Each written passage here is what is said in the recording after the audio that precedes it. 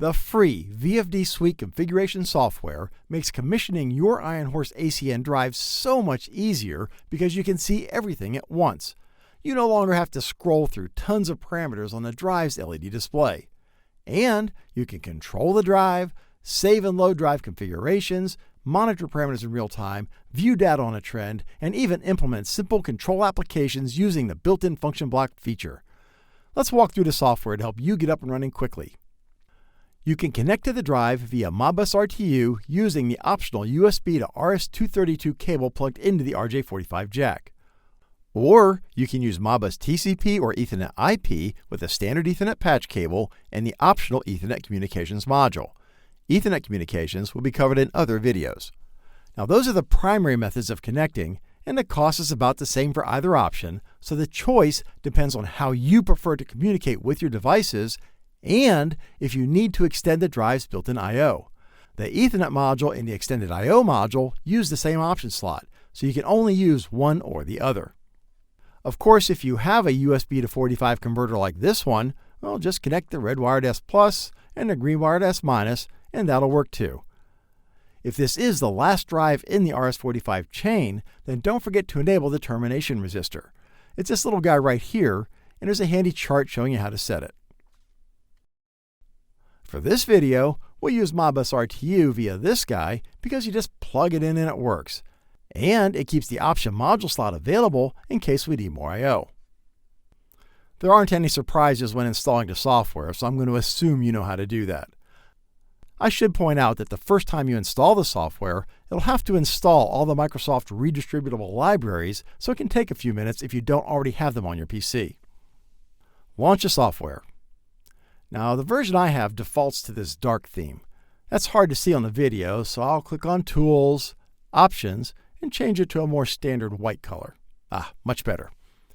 Back on the Home tab, we want to start a new project, give it a name, a folder to store it in, and I'll give the drive a name. Before we can connect to the drive, we need to go to Settings and tell the software how we want to connect. We want Modbus RTU, and click on this guy to configure it. Select the serial port your USB serial cable is plugged into.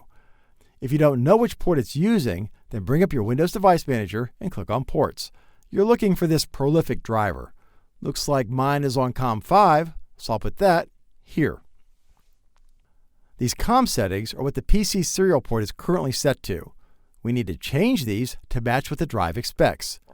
19.2K baud, no parity, 8 data bits, 1 stop bit, no flow control. Click OK and OK. Click on Connect, and in just a second or two, we see this bar turned green to remind us we're connected via Modbus RTU and we're online. You can right-click to rename the project or the drive. Let's change the drive's name to the part number, ACN-21P0. This is a great first stop.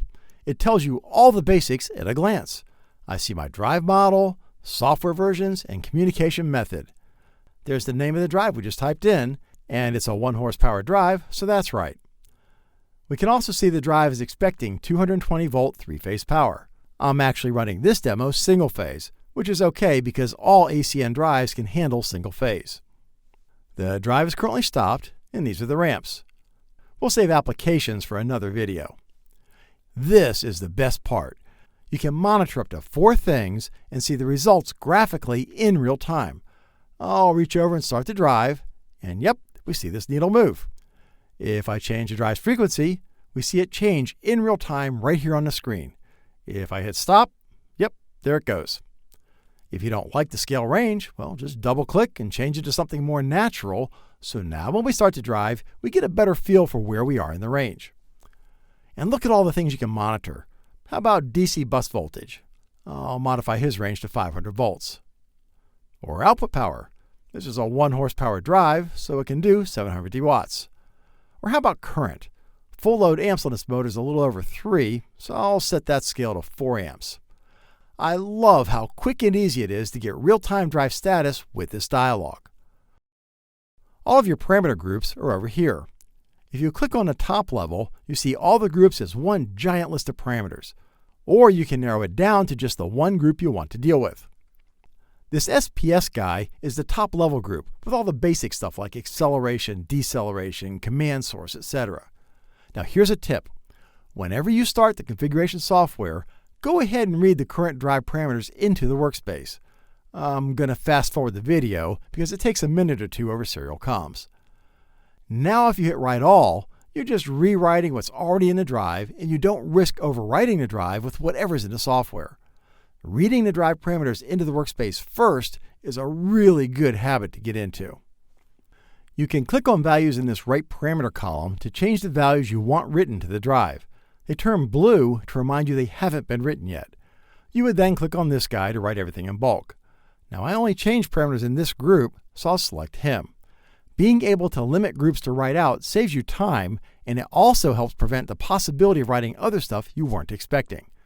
Notice that you can also reset individual groups or even the entire drive by clicking this guy. I'll hit OK, and only the SPS parameters got written.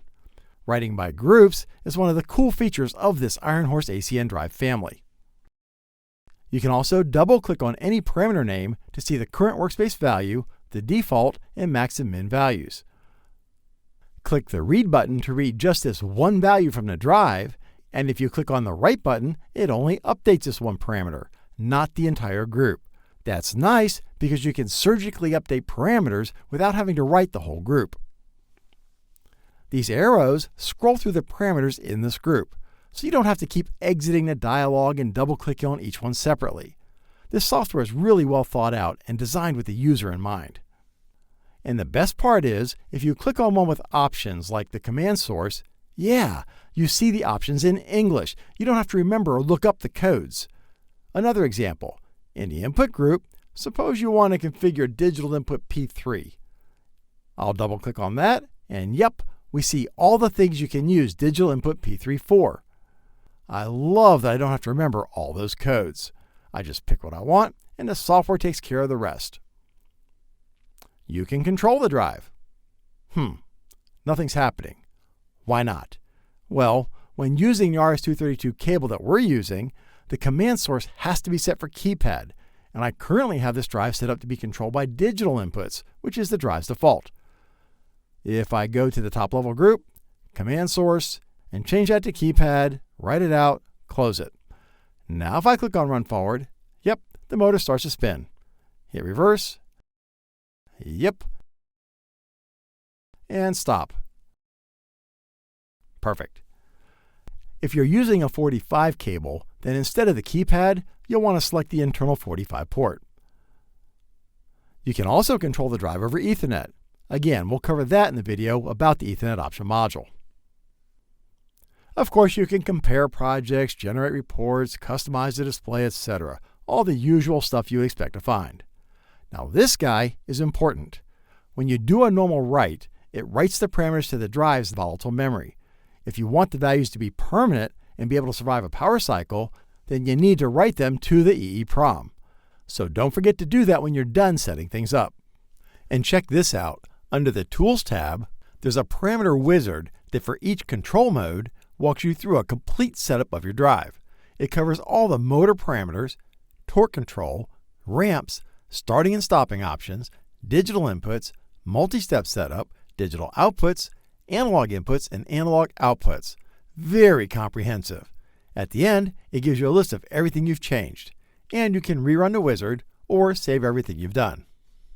Finally, my absolute most favorite part of this VFD software is you can view trends of everything you would want to see in the drive in real time while the drive's running. I'm going to break that out into a separate video so we can take the time to see all the cool things it can do. Meanwhile, click here to learn more about the IronHorse NEMA 4X ACH family of drives.